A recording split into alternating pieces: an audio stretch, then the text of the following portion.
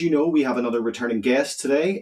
We have Pastor Billy Crone. He is a researcher, an author, prolific author, loads and loads of books, even though we can't get most of them over here. He is pastor in a very hot place, Las Vegas, and he is the master of the sporting jacket and the I guess, fashion setter for all pastors around the world. So without further ado, let's welcome on our guest. Welcome, Pastor Billy. Hey, how you doing, man? I wore my little Irish jacket. That's what I'm calling it, just for you, bro. Well, actually, I remember in Oklahoma, you were raffling off one of your whole suits. Was it? Yeah, well, it was the golden jacket giveaway. Yes, Oh, wow. so it's a Wow. shiny gold jacket. Yes, and Yeah. this time I upgraded because last couple times it was just the jacket. We did the jacket in the pants. So, and I saw you there crying because you didn't win, but that's okay. Believe it or not, you can buy your own. But anyway, that's right. I actually got contacted by the winner because no joke, they sent me the picture Oh, there you showing go. showing off the whole suit. Yeah, So welcome again. I know the last time we had a chat online, it was done at the outside of the yeah. the prophecy conference that you were holding in Portadown in Northern Ireland. We've spoken in Oklahoma and stuff since then, but I think this is the first time just to do this remote interview. So Yeah. I want to crack in pretty much straight away. I know time is short, so I guess where my thought process is, there seems to be a major acceleration in terms of AI, digital infrastructure, and we're seeing this come in terms of, I guess, totalitarianism, certainly here in my part of the world. And we're seeing it, we saw recently the European Union and Canada have this meeting on the 8th of December for the Digital ID Partnership Council, where they're now talking about cross border cooperation in terms of digital ID. So I guess my big question on this is, do you think we're coming close not just to national digital IDs, which seem to be rolled out around the world quite quickly this year, Mhm. but a global digital ID more in line with scripture? Well, first of all, you didn't tell me you were one of those guys with a tinfoil hat and a wacky conspiracy theories. What are you talking about? You trying to ruin my day? I'm trying to build up my self-esteem and have a financial future here. What are you doing? No, that's what most of the church is doing. They're asleep at the wheel, man. Yeah, and again, we're not making this up. It's what the scripture says is coming in the 7-year tribulation. Now, the good news is we leave prior to the rapture, but God tells us a lot of detail about that time frame so that we could develop a heart of compassion to warn those who are in danger of head there because they have not received Christ as their Savior today. So that's why it's not for us, it's for them, but we need to get out there and share it. But the Bible is very clear. I call it the four big pillars of the Antichrist kingdom that will culminate in the 7-year tribulation: a one world government, a one world religion, a one world economy that is also apparently a cashless society because they tie you into this global system biometrically, specifically with the right hand, and with the forehead. And go figure, that's not a conspiracy. Whatever you want, that's straight out of the Bible. Revelation chapter 13 gives us that in great detail. But go figure, the globalists around the world, you don't have to wonder. This is exactly what they state on video that they're bringing to the planet, whether you and I want it or not. And here's the strange time frame that we're in as Christians. During the pandemic, during all that, for those 4 years, and we were under the Joe Biden Yeah. administration during that time frame here in America, and we were blowing the whistle. I did at least 4 documentaries blowing the World Economic Forum. What is this Great Reset? The Great Reset was to reset the world's economies into a cashless society. People were going to be biometrically tied into it. Klaus Schwab, the head of the World Economic Forum at that time, even said that we're all going to get brain chips. So you got right hand, forehead. Yeah. So it's all on tape. It's not a conspiracy theory. So we were blowing the whistle on that right and left. We're going, this is the Antichrist kingdom. It's going to, and they said that it isn't just going to be a cashless society. It's going to be a global cashless society. And everything is going to be linked together with that. You're going to be a global citizen with a global Mhm. ID. They're going to tie it in with the World Health Organization. And then you're going to have a global passport with the global ID, with this global identification system, with the global economy. And then that is how they're going to dictate your behavior, to the Mhm. point where they boldly said for all those 4 years, you're going to eat less meat. You're going to own nothing and somehow be happy. No, they're going to own everything and you're not going to be happy, right? But here's the point. That's the Antichrist kingdom. So Yeah. you don't have to wonder if this is what they're up to. They're doing. Now, I said all that to get to this. Since Trump got in office, you got Christians thinking that we have apparently are on a vacation from Bible prophecy. And this is our first shot across the bow. I was in Trump and the Stargate prophecies. Mhm. He launched the very first day in office the Stargate program, which is a 500 billion. That's a Yeah. half a trillion, not million, $500 billion investment to speed up AI. And read the fine print. It's not just America, it's to develop AI around the world, Mhm. including data centers, not just in the US, but in the UK, in Norway, in Japan, in the United Arab Emirates, and they're already started with that. So it's a global impact, not just Mhm. America. Then, even more recently, the last few weeks, he's launched an executive order called Gemini, and basically, he's removed. On top of that, he's removed all restraints, Mhm. legal restraints of AI developing as fast as they can.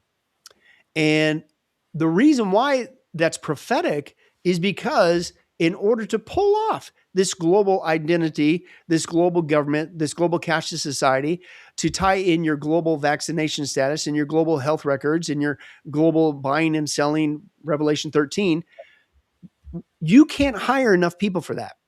Mhm. We've had the computer technology, we've had satellite technology, we've had databases. That's been around for a while. But you've lacked one thing. How do you micromanage that? How do you pull this off, as Revelation 13 says, on a global basis? Well, and what are you going to do? Hire 1 million people to stare at screens? It's not even feasible. That wouldn't even be enough because that's what they're doing. They're micromanaging the Yeah. planet. The Antichrist gives an order. If you don't obey, they know whether or not you obey. And if you don't obey, they know exactly where you're at. So you're going to die. They're going to literally micromanage all the buying and selling. They will know anybody at any time, 24/7. If you're trying to make a transaction, what is that transaction? They'll be able to stop that transaction in real time. Well, again, you can't hire enough people. But Mhm. guess what? Now we have AI. AI is superhuman. AI, for the first time in the church's history, enables these guys to pull off Revelation 13. And here comes Trump, giving it the biggest boost we've ever seen in the history of mankind. Now he's just removed all legal restraints. That's just the past couple of weeks. Okay. And here's the point. And what's the church doing? Pastor Gary, when all of this is in high gear because prophecy didn't stop just because Trump got in office, they literally are acting like we're on a vacation. Yeah. And all that the World Economic Forum was doing during the past 4 years, it's over. I mean, haven't you heard Klaus Schwab retired? You really think it's all going to go away? And here's my point. Because the church is asleep and acting like we're on vacation, this is happening. And it's happening, listen, on a faster pace than it ever was under Biden the last 4 years. Because Mhm. it's the same agenda, man. I hate to be the bearer of bad news, but nothing has stopped. But here's my point. But because people think prophecy has stopped and we're on vacation, listen, it's happening at least 2 to 3 times faster than it was in the Biden administration. And I'm concerned about it. Mhm. Well, I think that when you look at even who is the interim head of the World Economic Forum, Larry Fink, that's not that's not kind of improving on who was there. This is No. someone who believes in tokenizing the whole world, the same as the Bank of International Settlements do. The idea of reducing everybody down to a ledger and Mhm. that type of thing, that which is biblical in itself with Revelation 13, but also in the terms of David making a census and all of that sort of thing, that to try and control people. And I guess you're pointing out very much the attitude of what we see with a lot of American pastors. From my point of view, I was even asked in church today by newcomers to the church, why are pastors not talking about this other than our church in our area?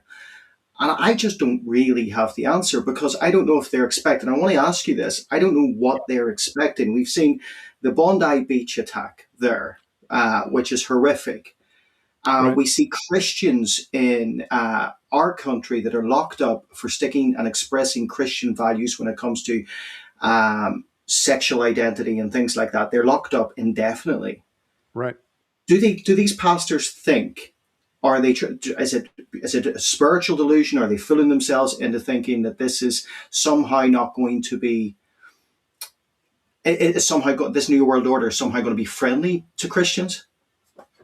Well, I think your first big realization is, and I've been blowing the whistle on this for a long time, because it's a tough thing to swallow. Granted, this now Mm. we're talking the church. We're not talking the world, Yeah, all the wickedness going on out there, all that stuff. Now let's talk about our own quote camp. Pastor Gary, I've had the privilege of traveling all over the United States, Canada, and literally the world. I'm not saying that to boast. I'm just saying God's allowed me to have a global perspective of what is going on right now, not just in the world, but in the church, what I call church world. And there's one common denominator. The church, pick a country, some are worse than others, but every country is in high gear with what's called the apostasy. yeah, And I think the biggest problem with most churches today, which is part of the reason why you're not hearing from them about Bible prophecy or any of this stuff, they're not equipping people. They're just playing games. Learn to be a better you, how to be financially successful, build up your self-esteem. Let me tell you about my fluffy cat in the third grade that was so important to me. It's like, well, what does this got to do with Christ? What does this got to do with growing up as a Christian? What does this got to do with our need to get the gospel out? What does this got to do with the return of Christ? What does this got to do with it has nothing to do with that. Now, here's the point. My experience has been that the reason why the church is in such high apostasy is because, listen, your first clue is this. These people behind the pulpit, you ready? hmm Pastor Gary, they're not saved. wow, Fakers have taken over the church on a global basis. hmm This is why you don't get the truth, because they don't belong to the truth. They don't want the truth. They have apostatized Christianity into a religion that is so inclusive and never talks about anything judgmental or sin or any of the stuff that's in the Bible, by the way, and we're not even talking prophecy yet, hmm it is actually, the irony is they're preparing people to receive the Antichrist, the false Christ, who will build a global religion that, I mean, just it's all about feeling good about yourself. And can't we all just get along, Pastor Gary? I mean, why do yeah, you got to be so judgmental? Why can't you just support those people with LGBT? Well, hey, don't be talking smack about Islam. I mean, don't you know that all religions are basically good? And that's what, Gary, they're apostate. They're hmm fake. And that's why you're not going to get the truth. I call them hirelings, John chapter 10. Jesus said the real shepherd is the one who cares for the sheep. And a shepherd not only feeds the sheep, loves the sheep, a shepherd protects the sheep from dangers out there. If you have a good shepherd, a loving shepherd, he'll equip you, he'll feed you, but he'll protect you from what? From the fakers who are trying to come inside the fence to destroy you. yeah, And so these guys, at the sign of any trouble, they jump the fence. They're a hireling, they're fakers. Now, that's not a foreign concept. The Bible talks about fakers in the church. There were fakers in the early church, there's fakers in the church today. Paul says, in fact, that he was in danger of not only in the danger in the moving around. He had all kinds of troubles he was facing, shipwrecks and persecution and mhm, lack of food and provision. He even says dangers of bandits. Listen, and dangers from false brothers. What's a false brother? Pseudos alophos. That means a faker. They mhm, say they're a brother, but they're not. Then there's what's called false apostles, false leadership, fake leaderships. Pastor Gary, let me just give you a couple stories. My first big wake up call to this was my very first senior pastor in Northern California. And I step into this situation. I was a greenhorn. I thought, hey, they called me to be a pastor. They want to learn about Jesus and evangelize. That's the code word for help, because I was in for a shock. Are yeah, you kidding me? I didn't realize. I thought, they're all Christians. They go to a church, right? Dude, I had to take a deep dive in the Bible and find out not everybody goes to a church service is a church. And many times Satan is running a church. Freemasons are running a church. Fakers are running the church. But anyway, and this one, listen to this. There were people on that church board that when I first started, they were trusting in works to get to heaven, which wow, means guess what? They're not saved. yeah, Then I'm not joking. I even had one board member who just out of the blue at a board meeting, they just said, you know what? I'm just kind of I got to be honest with you guys. I'm kind of upset with Christians right now. And this person must be a Christian. I'm upset with Christians right now because my family comes from a line of witches, and I'm still kind of upset about how they treated the witches in the Salem witch trials in the United States. And I'm like, dude, this is on the church board. I could tell you of pastors going to a pastor's conference. Listen to this. The so-called pastor who was teaching the pastors at the pastor's conference, one of the pastors in the meetings, listening to this guy teaching the pastors, and this is no joke. He was like, "Is this guy even saved? Just listen to what's going on." I kid you not, true story, I'm not making it up. He goes during the break. He goes up on stage. He said, "Hey, dude, can I talk to you for a second?" Anyway, so he finds out, in fact, the guy's not saved. Now, here's the good news, bad news. He actually led the guy to Christ on the stage. Oh, well, that's good. Yeah. Well, that's good, but what's the context here, dude? Yeah. He was teaching the pastors at a pastor's conference. The guy wasn't even saved. I could tell you stories till we're blue in the face. This is being repeated on a mega scale. This is not an isolated. Let me give you just one more. In seminary, guys were sharing how at this one seminary, not the one I attended, at this one seminary, they came to the one I attended, and then they shared the story. At the other one, they were graduating at doctoral level, and it was the last day of class, and they were getting ready to be released out into the church. And at the very end, the class, one of the professors that he really looked up to, about 5 minutes to go before they were dismissed, and it was graduation time, get your doctorate. And he basically, no joke, he said, he raises his hand. He says, "Hey, how many guys here don't even believe all this that you've been taught? Raise your hand." And the guy telling the story, he said, almost every hand in that room went up, including the teacher. And then he goes like this. He goes, at first I was waiting like, surprise, Canon camera, somebody's going to come in, psych, gotcha, right? He says it didn't stop. He says that he dismissed the class. He said, I was literally in a daze. I felt like I was in a Twilight Zone episode. He said, I stumbled out of the room into the hallway after he dismissed the class. And he says that, and he says, I'll never forget. I had two guys that zipped around me, and I overheard them say, "Yeah, I just thought this would be a good gig." Getting ready at doctoral level to be released in churches.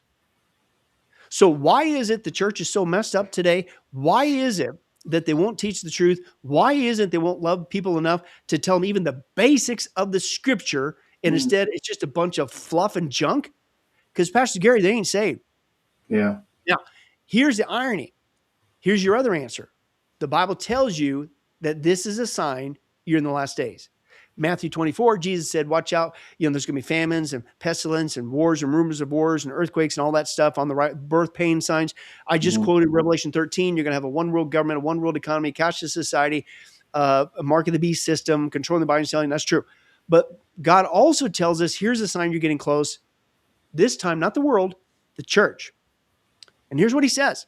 Here's why these guys won't teach on prophecy, because they're fulfilling prophecy in a negative way. And I quote, Paul says to young Timothy, he's training Pastor Timothy, he says, in the presence of God in Christ Jesus, who will judge the living and the dead, in view of his appearing, the rapture, and his kingdom, I give you this charge. What do you do, Pastor? Preach the word, the real pastor. Preach the word. Be prepared in season, out of season, correct, rebuke, and encourage. Now stop right there. How do you know you're in a good biblical church? How do you know that you got a shepherd that loves you to give you the whole truth, the whole counsel of God? 2/3 of the time you should be squirming in your seat. Correct, rebuke.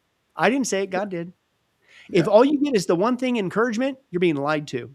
They're keeping 2/3 of the book from you. That's not a faithful shepherd. But when you preach the word in season, out of season, you're going to be corrected, you're going to be rebuked, and sometimes you're going to get encouraged. Now, he says, not only do that, but do it with great patience and careful instruction. Why? Because a time's going to come in the church when men, people who attend church services, will not put up with sound doctrine. What's that? People are going to go to church services in the last days, and they ain't going to want to hear the Bible. What? Is it starting to sound familiar? Keep reading. Instead, and again, this is 2 Timothy 4, instead, to suit their own desires. I was laughing so hard the first time I looked this up in the Greek. You know what the word is their own desires is in the Greek? It's idiotes. It's where we get the word idiot, dude. I'm not making it up. So in the last days, how do you know you're living last days? then not just the world, Israel, what's going on with that, one world government, one world religion, cashless society, wars, rumors, wars, famines, pests. In the church, when people aren't going to come and want to hear the Bible anymore, instead, they're going to be a bunch of selfish, self-centered idiots. They're there Yeah. for themselves. Can I translate that for you? Pastor, you better preach what I want to preach. Pastor, Yeah. I didn't come here to hear that. Pastor, you better have the music that I want. You better have the programs that I. That's a last days, quote, Christian idiot who Yeah. may not very well be saved because you're not there for Christ. You're not there for the Bible. You want that, what you want, selfish desires. Now keep reading. Then they, who's they? The ones who don't want the Bible and who are selfish and self-centered, they will gather around themselves a great number of teachers to say what their itching ears want to hear. They Mm. is these guys. So at some point, they take over the church. That's where we're at today. Non-Christians, they have taken over the church. You know why? Because 30 years ago, the church bought into a lie, the church growth movement, and became Yeah. more fascinated. And I'll use this term, they lusted after numbers, numerical growth instead of spiritual growth. And at the cost of teaching the truth, we just want people to feel good and come back. That used to be the abnormal 30 years ago. Now it's the normal. You and I teaching the whole counsel of God, we're what is considered abnormal. But Yeah. that tells you after 30 years of buying into that lie, now guess what? You got your numbers, but these people ain't saved. Hmm. People are into religion, but that doesn't make them saved. People are even into the Christian religion, but that doesn't mean they're saved. So they, the ones who are here in our midst, who do not want to hear the Bible, it's all about pleasing self. They have taken over the church to where they will only hire teachers, pastors who will tell them what they want. They only hire hirelings. You and I, as strange as this might sound, being a faithful shepherd, have fun finding another church that wants us Yeah. because they don't. They won't hire you and I Yeah. because they don't want the truth. They are not saved. They are fakers. Now, what it says there, they will gather around themselves a great number of teachers. In the Greek, it means piles and piles, heaps Hmm. and heaps and piles. And so that basically is now that's all you get. Hmm. And it says there to do what? To teach the truth? No, they already said they don't want the Bible. They already said they're not there for Christ. They're for self. Listen, to say what their itching ears want to hear, they'll turn their ears away from the truth. They'll turn aside to miss. Itching the ears is kinetho in the Greek. It means to desire only that which is pleasant. Hmm. Myth is muthos. It means stories made up. So let's put it all together. Why is it these guys aren't telling people about what's going on in the world? Why is it they're not teaching the Bible? Why is it that they're keeping their mouth shut? Well, because they're probably fakers. Number one. Hmm. Number two, the irony is they're proving that by fulfilling prophecy in a negative way. They Yeah. are people who are not here, even though they're in our midst. They are not here for the Bible. They are not here for Jesus. They're here for self, which, by the way, is the number one law of Satanism. I came out of that. And they have taken control of the church because most churches today, how do I know they're in control of these fakers? Because what do you get there, Pastor Gary? Not what you and I give. You get what? Only pleasant things and stories made up. Yeah. That's why we're in the shame. It's a sign, dude. I call it the sleeper sign because we know, oh, yeah, pay attention to Israel. And that's true. One world government, one world economy, one world religion, cashless society, mark the beast. And that's true. Wars, rumors of wars, famines, pestilence, earthquake. Yeah, and that's true. Guess what? When you see this in the church, guess what? We're in the last days. It's just you and I are living it Yeah. live, man. We're living life. And then I say this, I've been saying this for years. And every time we come over there to Europe and teach over there with you guys, we are reaching the remnant. But Hmm. now what we're doing is we're telling the remnant, welcome to the remnant. Yeah. Because this is it. Yeah. I can attest to that. When you guys came over to Northern Ireland, it was a wake up call for a lot of people. And I remember, like, I went through, certainly since COVID, so many churches distanced themselves from us. We teach end times, we teach eschatology, we teach dispensationalism, and they just wanted to ignore what we were doing. And Yeah. there was this sort of island syndrome, that you felt that you were sort of ostracized from the rest of the Yeah. church.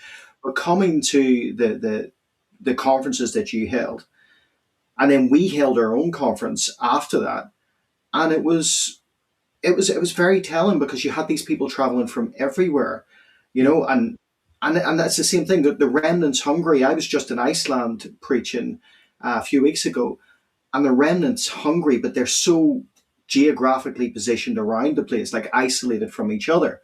And I guess I want to ask you this. Second Thessalonians chapter 2 talks about a great falling away. So is this the setup for the fall?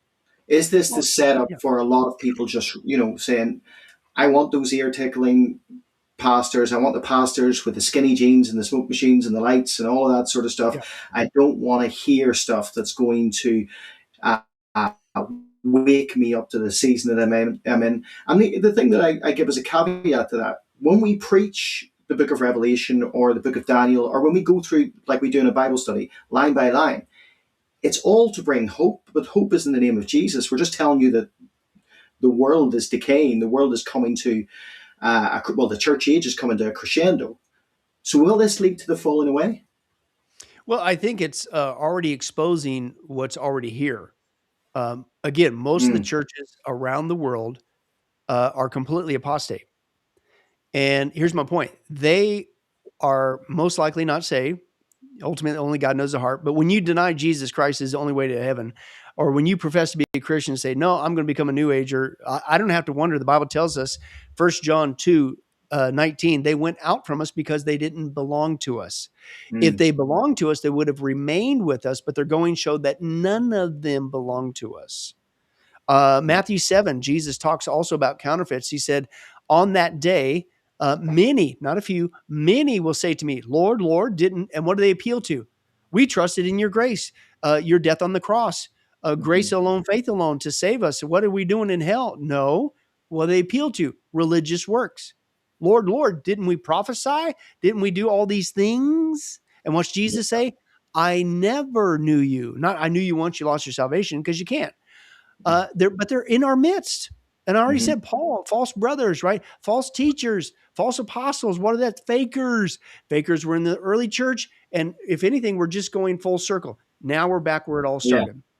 The church started in small numbers, and we're headed back to that. Many versus few. That's the Mhm. scriptural example we have. Here's my point. So there's many churchgoers, but to answer your question, uh, these people knowingly or unknowingly, are being prepared to receive the lie, the Antichrist kingdom. Because guess what? They're not saved, Mhm. right? And guess what? They will go along with a one world religion. All paths lead to heaven. We just need to love one another. You Mhm. should never judge. We can't call anything sin. That's a person's lifestyle, right? You can't call out this. You can't say this. There's no moral standard. There's no absolute truth. All religious books are important and valid, right? Well, you can't do that and be a born again Christian. But guess what? There's a lot of people that go to church services that do that. Mhm. So guess what? Whether they realize it, listen, Christianity in name only will march right into the 7 year tribulation. Yeah. And you know what they're going to say about us who disappear at the rapture? The real Christian? Mhm. Finally, Yeah. those people, man, talk about a thorn in your side. They were always judgmental. They were always pointing out stuff. They were always talking about negative stuff, negative this. You can't do this. You shouldn't do that. Watch out for this. Watch out. Man, aren't you glad they're finally out of here? And look at this guy. He brings peace to the Middle East, what nobody else could do. And he's promised to give us a great world. We're finally here. We're all in this as one giant global family. And boom, the Bible says sudden destruction falls upon them. You just entered into the 7 year tribulation. Mhm. These fakers, Pastor Gary, are being prepared to receive the Antichrist. Well, let's quickly talk about that in the terms of the system being set up. We talked briefly about Stargate and what you've been bringing out in your studies and your research with Stargate and all of the Genesis mission and all of that. It certainly seems to me the infrastructure is being put in place for something different coming. We've had in our news in the last week that Europe is preparing for World War III. Now, they've been saying that for a little bit, but that seems right out of Goebbels' playbook. If you repeat a lie or repeat a phrase often enough, it'll become accepted rhetoric. So Europe's preparing for war. We've been told the conscription's coming. We're seeing digital IDs being rolled out over here. We're seeing infrastructures like Enbridge, showing cross-border digital surveillance. We've got chat control coming in the EU, which will means that all our texts and messages and all of that will be read. I guess what my question is this: how close do you think? I know that's kind of a open-ended, very up in the air question, but how close do you think that we are to the development of the 10 kings or 10 technocrats or 10 nation system? Well, now you're getting into the documentary we just filmed last weekend. Seriously, Really? Lord willing, we're still alive. So here we're going to release it first week of February. This is a sequel to this called Hmm. Trump and the Paradox Prophecies. And the first thing we deal with is the Tin Horn Kingdom. And there's two competing maps that these globalists are working on. Okay. And the Bible says in Revelation 17 that the world's going to be split up into 10 regions ruled by 10 kings. And then once that happens, they're going to give their power and authority over to the Antichrist. Hmm. So if we're getting close to that event in the 7-year tribulation, do we see any signs that the planet's going to be specifically, not 5, not 122, specifically 10 regions? Yes. And that goes back to, and again, we blew the whistle on this in our Schwab studies, 4 different documentaries under the Biden administration. He was all part of it too. But it's called the Club of Rome map. It was instituted, it's an economic think tank by Klaus Schwab in the early 70s. I have it on video that he admits that he was the one that gave him their start. So if you look at the classic quote Club of Rome map, as early as the early 70s, it clearly splits the planet up into 10 regions, not 5. Go figure, exactly 10 for quote manageable purposes to build their version of utopia, right? And so fast forward, you have from the European Union Commission website also splits up. I have screenshots of the planet already shaded into 10 different regions. In 2009, I came across a report from the UN. I screenshotted that bad boy too. And they clearly said, with the help of the Ford Foundation here in America, that they had already basically put the planet into 10 regions. They even said this, it's in print, with 10 rulers. That was Wow. 2009. Speaking of an event that happened in 2008. So it Wow. has not stopped. Even here in America, you guys are dealing with this. You guys were the first shot across the bow. The Mm. European Union was the first test bed. But what we bring out in our next documentary is that has not stopped, including the one over here called the North American Union, Mhm. that they want to combine North America into an economic union, just like the EU, to where Canada, US, and Mexico will be one of the 10. And if you look at the Club of Rome map, that's exactly the plan. Now, here's Mhm. my point. Again, people think that, well, Trump's in, so now we don't have to worry about it. We expose this. There's two competing maps going on. And one is what's called the classic Club of Rome map, 10 Yeah. regions. The other one's called the Technate map. The Technate map is the map that also believes that it's not the politicians, it's the technocrats Mhm. using technology, because politicians, this is a rationale, politicians have demonstrated that they can't rule the planet and Mhm. bring in this utopia. But the technology gurus and wizards can. They have the technology and the wisdom. They're genius. They're tech moguls, right? They could bring this in. It's called the technate or technocracy. This Mhm. was an actual organization that was still to this day in existence in the US and Canada. Go figure, Elon Musk's grandfather was a part of that from Canada, who then moved to South Africa, who then uh, had a daughter named Faye who gave birth to Elon, who's also into technology, who's also chumming up with Trump and things of that nature. And so here's my point. I came across the Technic map, Mhm. and it was from Cornell University. It's still on file. It's not a conspiracy theory. So I took a look at their map and I took a look at the Club of Rome map. And what I'm seeing is Trump is following the Technate map. And that starts to explain why he's now surrounded by so many technocrats, So, yeah. not just Musk, Mhm. but there's two competing maps, and it looks like Trump is going more this way. Yeah. And if you look at that map, guess what it is? Canada, US, and Mexico are combined together, just like the Club of Rome, but so is Greenland. Has Trump talked anything about getting Greenland? Yeah.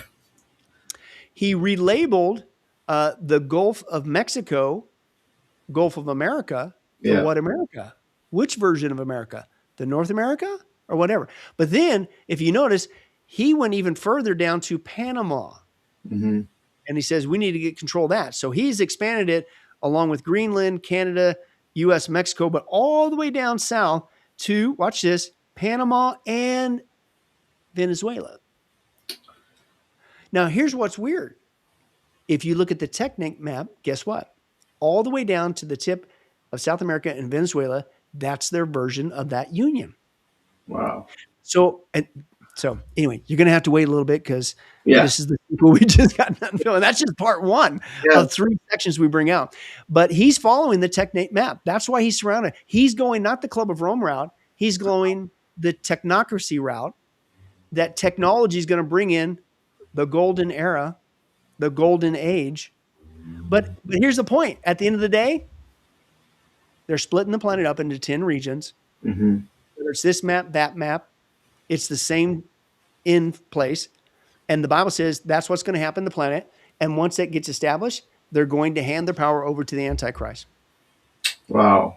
It reminds me of the sort of the fallout after Alexander the Great and the Seleucid and the Ptolemy generals all Yeah. fighting for that power position that was later seen under Antiochus IV. But if Trump's involved in all this, and I know that he seems to be one of those names that as soon as you mention his name, one side's going to love you, one side's going to hate you, depending on the next breath that you take. And we get an awful lot of abuse online if I am supportive of any of his things or if I'm anti any of his things. You can't seem to win. But I want to ask you, do you think he is knowingly complicit? Because some of the new age terminology, Stargate, we've got golden age, and even trying to relate it to, I guess, the Bible with Genesis mission and things like that. It seems that you'd have to be having your head in the sand not to know not to know the implications of this. Or do you think it's a case of the technocratic advisors, Larry Ellison, Sam Altman, Jensen Huang, all of those ones around him, pushing him and ushering him down, and maybe capitalizing on the fact that Trump is a number one man, always wants to be first on everything. Which sort of avenue would you fall into in that? Well, I don't know him personally, so Yeah, it's kind of hard to say. yeah, So, but if I were to venture a guess, either conclusion leads you into a not good place. yeah, I would confidently say, unless something happened today, that he's not a Christian yeah, because even recently, uh, he came out and said in print on video, he's hoping this deal that he's hoping to barter peace between Russia and Ukraine will earn him a place in heaven. yeah. I saw that. What you just profess works, you're not a Christian. So unless something happened today that I don't know about, he's not a Christian. Number one. All right. So at least I'm getting it boxed in. Who Yeah, am I dealing with here? So you're dealing with a non-Christian. And number two, is he in on this? Is he not? Again, both conclusions, it's not good. yeah. Trump is portrayed as this incredible genius, the art of the deal. Hmm. He's not just playing chess with people. He's playing 4D chess.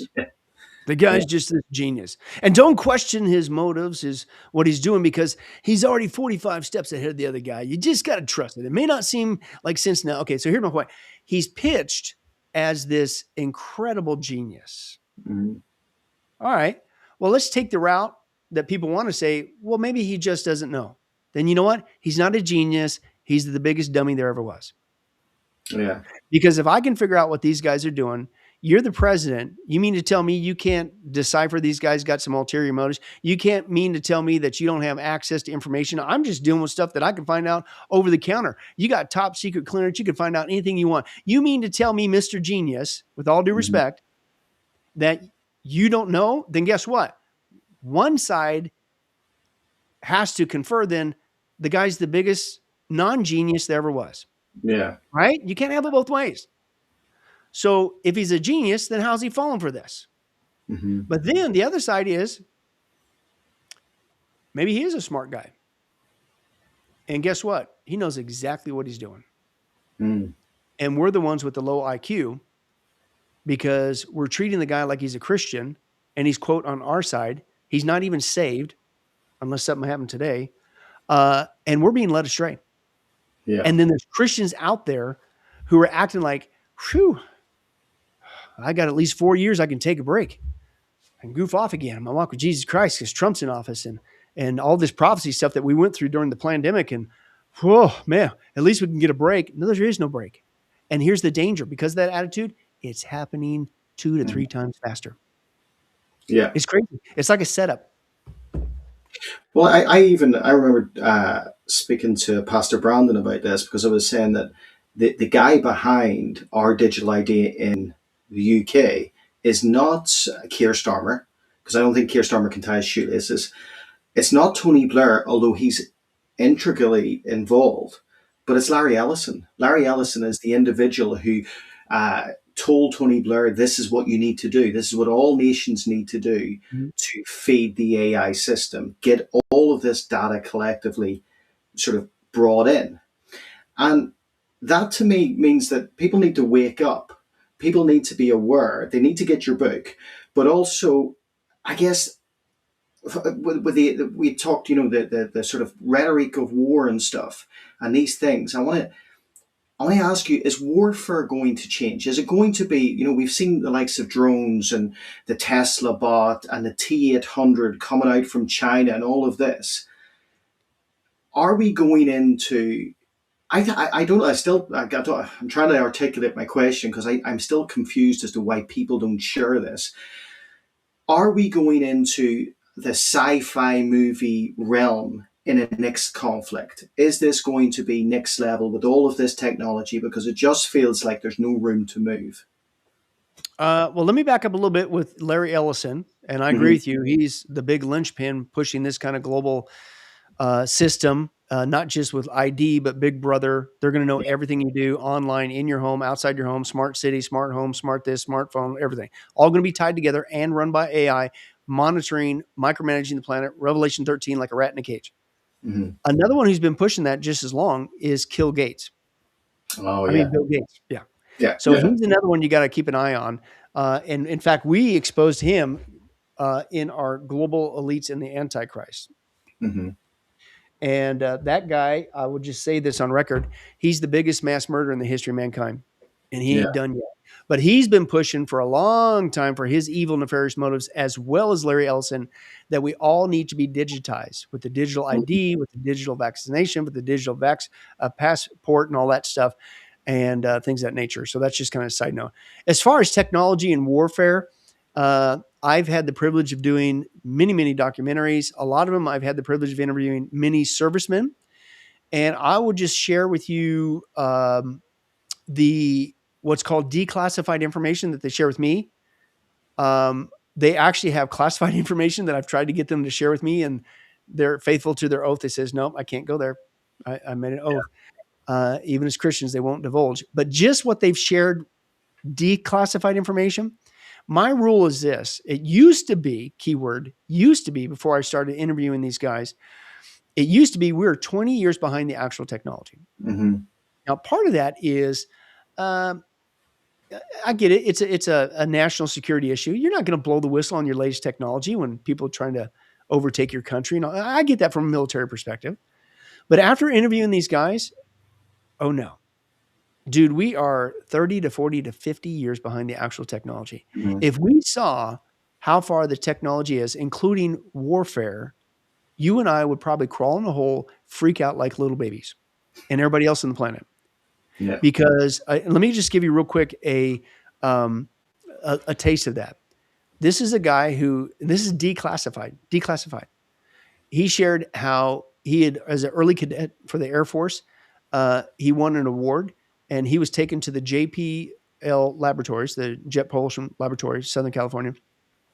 He was taken there and he was showing some technology. He said we went into the room, him and some other cadets, and there was a big old round circular table, and it was about chest high. And he says that, it looked like a mirror surface. And he says, so the guy took him up there, and then he taps on it, and it kind of wobbled. He said like water, and then all of a sudden it came into focus, and you realize that it was planet Earth. And mind you, this is early 70s, Mm-hmm. and but it's in real time. So he goes, and they're like, oh, that's interesting, full color, everything. So he taps on it again, and it zooms in. He says, and then it says, then you can see kind of like this island, and they still weren't done. So he taps in again. It goes in, and it's a boat off the shore of this island. He said, we're still not done. They tap it again. It warbles, and it goes, taps in. You could see a guy in real time on the boat. He said, I'll never forget it. You could see the little emblem on his little polo shirt he was wearing on the boat. Wow. Early 70s, dude. Wow. I'll give you one more. Another guy that I used to work with, he retired out of Southern California. His bowling buddy worked for the Air Force, and he would always disappear for a couple weeks at a time. He'd be going on these Air Force missions. And finally, the guy, he drank a few too many beers, and he finally got him to open up. And he says, where do you go, man? You're here with this bowling, and then you're gone for 2 weeks, and you're back, and then you're gone for 2. He goes, I'm going on missions. He says, well, what's your mission? He said, well, I fly experimental airplanes. And mind you, this is early 80s, 81 maybe. Mm. And he said, I'm flying experimental aircraft. And he says, across the United States. He goes, really? How fast? He said, in 1 hour. That's not the half of it. He said, not only going at that, he says, I'm flying it with my mind, completely hands-free. 1981-ish. Yeah. That's called today. They've just released this recently called brain machine interface, BMIs, Mm-hmm. right? Which has now gone to the next step. And now we have unmanned vehicles. AI is running because as back far as the 80s, they were getting the technology into the military to have driverless, without Mm-hmm. hands, a mind can control that fighter jet, the Jeep, the submarine, all that stuff. Now it's gone to the next stage where AI is doing it. And now you're getting into a Terminator scenario. In fact, if you want to look it up and freak yourself out, there's a project. It's called Project Maven, Maven, in the United States. And they already admit that, and this was, man, how many years ago? That they were letting AI run the military system because it could do it faster and better than humans. It's like the whole Terminator scenario. Yeah. So imagine a humanless military that is a bunch of machines controlled by a mind called AI. And you only have the Terminator scenario, but here's what's also going on behind the scenes. Everybody's called the AI race. Russia, United States, China, Israel, the developed nations in Europe over there, Australia, you name it. Mm-hmm. They're all in a rush to build the biggest, baddest AI because the goal is you got to hurry up and build the biggest, baddest AI that will then take over the rest of the AI. And as Putin has said on tape, he who rules, has the best AI will rule the world. Mm. So they're going to basically take over all the military equipment. Yeah. Because it's all being driven driverless. And again, we're just still with military technology. And that includes Terminator robots. I've been exposing this one for 5, 6, 7 years, right? A general here in the United States, his name's General William Cone. He said by 2030, there's that date again, 2030, 1/3 of U.S. combat soldiers will be robotic. 1/3. That's a big jump. And this is going all over the place. Oh, by the way, who also is moving on from electric vehicles to, quote, his goal is now to have a robot in every home. Musk. Now you're back to Musk again. So the technocrats are building this military complex, this big brother society. It's way bigger than just a national universal ID. It's all going to be tied together, right? It's going to be as Jesus said, the worst time in the history of mankind, so horrible that if God didn't shorten the time frame, the entire human race would be destroyed. And the Bible is the only book on the planet, Pastor Gary, that tells us what it is. This Yeah. is the rise of the Antichrist kingdom. And so what's the point? Freak out and run to the hills? There's no place to hide. Yeah. No place to hide. So plus we're not to be fearful, we're to be faithful. And as Christians, we're not going to be in the 7-year tribulation. We're seeing the lead up to it. I'm not Amen. saying it's not going to get worse before it gets better, but at the same time, we don't operate out of a spirit of fear. We Hmm. operate, we occupy till he comes, we get the gospel out. So we do what we can with what we can. And our hope is in the return of Jesus Christ to come get us at the rapture at the right time. And we get busy sharing the gospel. That's the response to this, right? Hmm. But guess what? Understand that there's probably not going to be a lot of us. And the closer we get to the 7-year tribulation, the remnant's going to become even more remnant Hmm. because there is a filtering that is going on in the church. There's an exposing going on in the church. And it started with the pandemic. Then Yeah. it went with October 7th, Yeah. right? And then here we go again. We're seeing who's really going to live for Christ and who's not. Hmm. And as you're seeing, the numbers are getting, it's like what happened with Gideon. Remember, he thought he needed all these. No, God whittled them down to 300, right? Yeah. And we're seeing that whittling down, right? And it's called the remnant for a reason. It's Hmm. just, I think you and I need to realize, and maybe your audience, it's just the way it is, man. Yeah. We're in the last days and we're not headed for a revival. We're headed for a remnant. And Christ is going to take us out of here, Hmm. but it's not about the numbers. It's about faithfulness. Let's get out there and be faithful and share the gospel. Amen. And that's a perfect note to end on. So I want to thank you for your time here. I will obviously close this now. Just wait just a second before, guys, do me the favor, please like, please share, please comment, share this about your social media. Make sure, this is what being a media missionary is. It gives you the chance to do something easy. If you're too afraid to share your faith in public, well, you've got no excuse now. Click this, share this, and it allows this to witness to others. So, guys, God bless. I call you the head and not the tail, above and not beneath, kings, queens, and priests in Jesus' mighty name. And remember, you can do all things through Christ